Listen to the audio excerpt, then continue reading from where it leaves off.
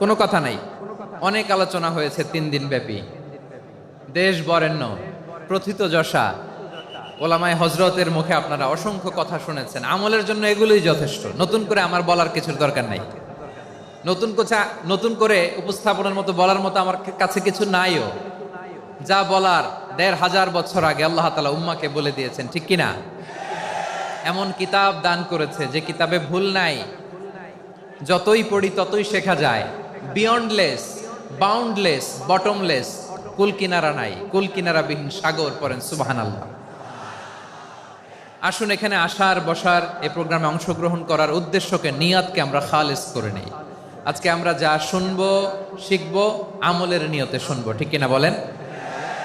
শেষ পর্যন্ত নীরবতা বজায় রাখবো। আমি উঠবো, আপনারা উঠবেন। এর আগে ওঠা যাবে না। স্কেজিউলে একটু চেঞ্জ এসেছে, এশার সালাত হয়নি।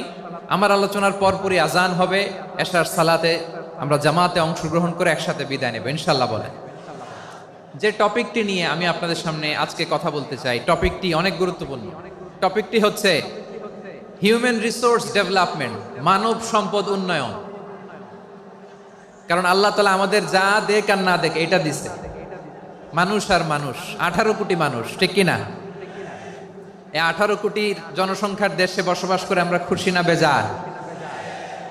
খুশি হইতে হবে, বেজার হইেন না। জাপানের খবর জানেন? তাদের গ্রোথ রেট নিচের দিকে, উল্টো।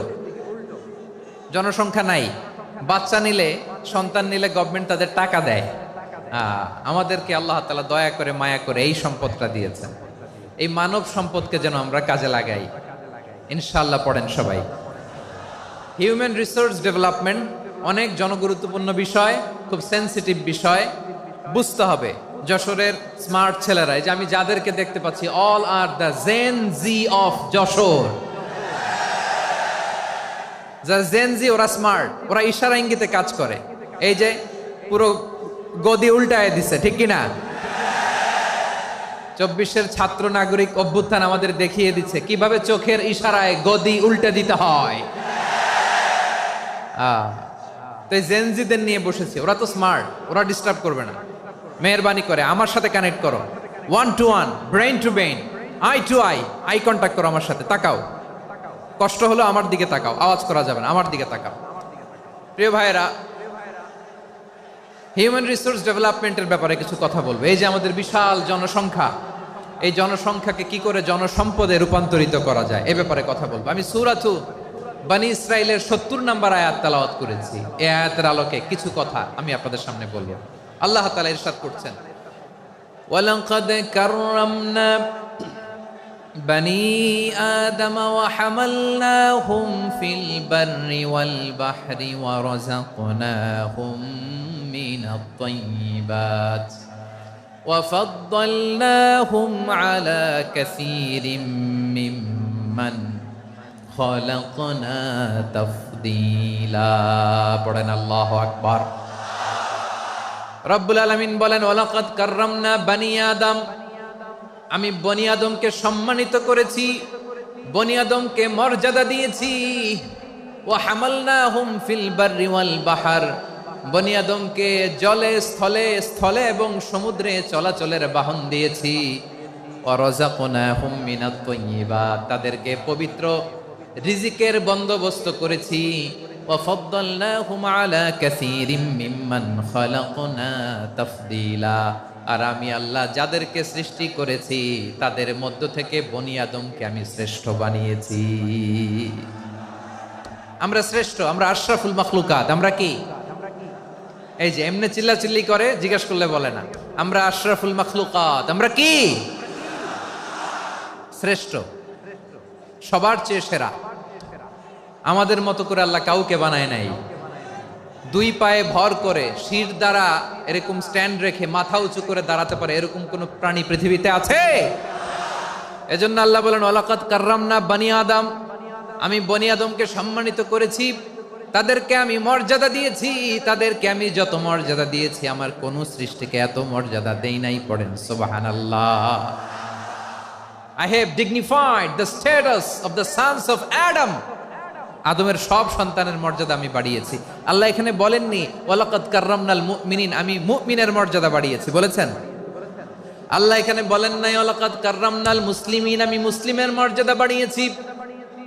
আল্লাহ বলেছেন ওয়ালাকাদ কাররামনা বানি আদম, আমি বনি আদমের সম্মান বাড়িয়েছি, হোক সে মুমিন কিংবা কাফের, মুসলিম কিংবা মুশরিক, আস্তিক কিংবা নাস্তিক, আরব কিংবা অনারব, যেই হোক না কেন আদম সন্তান সবগুলার মর্যাদা বাড়ায় দিয়েছে কে? সবার মর্যাদা আল্লাহ বাড়িয়েছে, মানুষ হিসেবে মর্যাদা। বিশ্বনবী ইসলাম ইহুদির লাশ দেখে দাঁড়িয়ে গেলেন। কার লাশ? আমার যশোরের ভাইয়েরা আওয়াজ করে বলুন, কার লাশ? ইহুদির লাশ দেখে দাঁড়ায় গেলেন। সাহাবারা বললেন, ইয়া রাসূলুল্লাহ, আপনি দাঁড়ালেন যে, এটা তো ইহুদির লাশ। বিশ্বনবী বললেন, আওয়ালাইসাত নাফসান, এটা কি মানুষ নয়?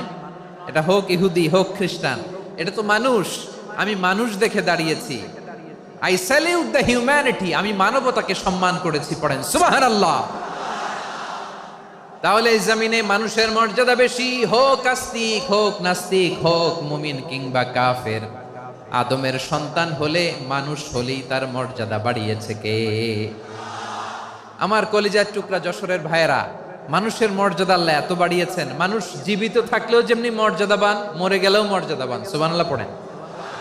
মানুষ মরে গেলে এই ডেড বডিটা কি হয়? পচে যায়, গলে যায়, মাটির সাথে মিশে যায়। তাই বলে আপনি ডেড বডির সাথে যাচ্ছে তাই করতে পারবেন না? পারবেন? কেউ যদি অন্যায় করে, তাকে যদি আপনি শাস্তির আওতায় আনেন, যা মনে চায় করতে পারবেন না। তারা আগুন দিয়ে পোড়াতে পারবেন না, নাক কাটতে পারবেন না, কান কাটতে পারবেন না, অঙ্গ বিকৃতি করতে পারবেন না। কারণ মানব জাতির মর্যাদা স্বয়ং দিয়েছে কে?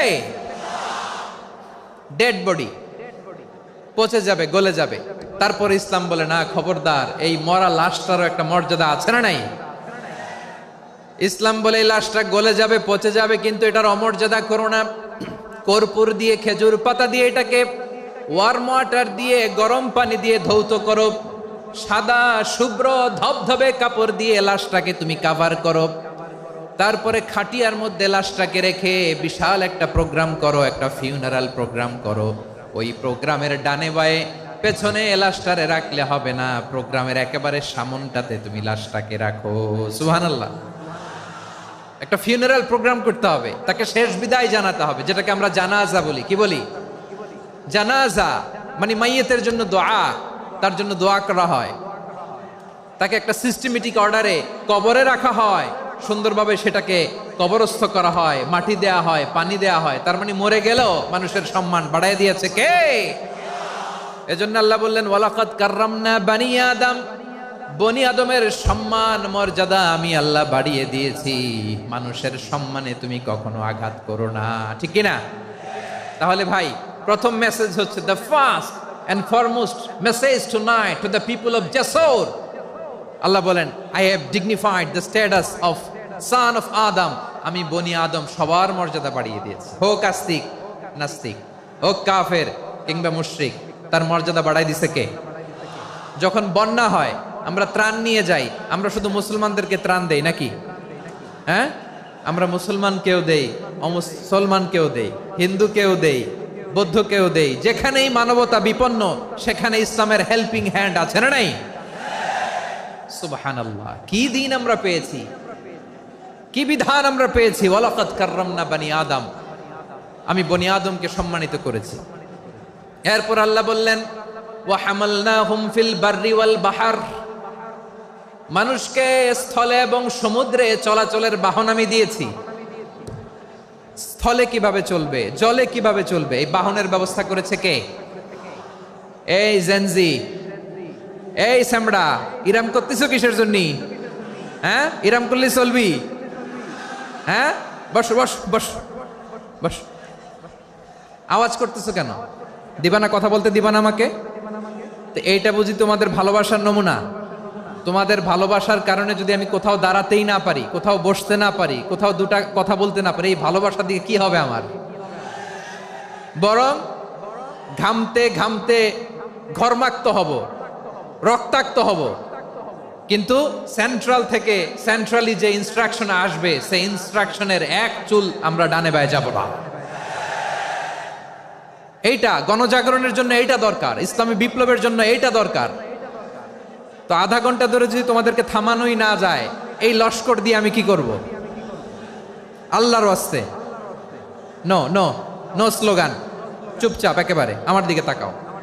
আল্লাহ বললেন ওয়া হামালনাহুম ফিল বাররি ওয়াল বাহার, জলে স্থলে আমি চলাচলের যানবাহনের ব্যবস্থা করেছি। আমরা স্থলে ঘোড়ার উপরে চড়ি, উটের উপরে চড়ি, গাড়ির উপরে চড়ি। এই যে গাড়ির ইঞ্জিন বানাইছি আমরা, এটার মেধা দিয়েছে কে? আবার সাগরের মধ্যে আমরা নৌযান, জলযান, বড় বড় জাহাজ দিয়ে এক মহাদেশ থেকে আরেক মহাদেশ যাই, এক দেশ থেকে মালামাল গুলো আরেক দেশে পাঠাই। বাগের বাজার যে লুটি আটকেছে, ভাড়া তুললো, আতঙ্ক লেগে গেছে।